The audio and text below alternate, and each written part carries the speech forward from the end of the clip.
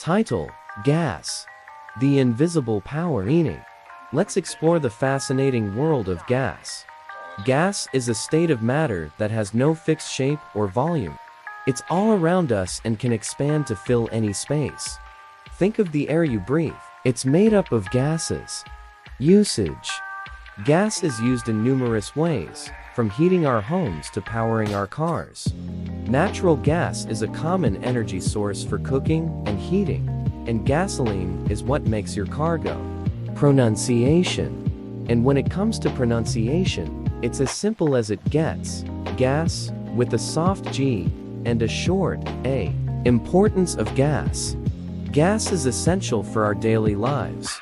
It's a crucial energy source and a fundamental part of science, helping us understand the behavior of matter and the laws of physics. Conclusion: in summary, gas is an incredible and versatile substance.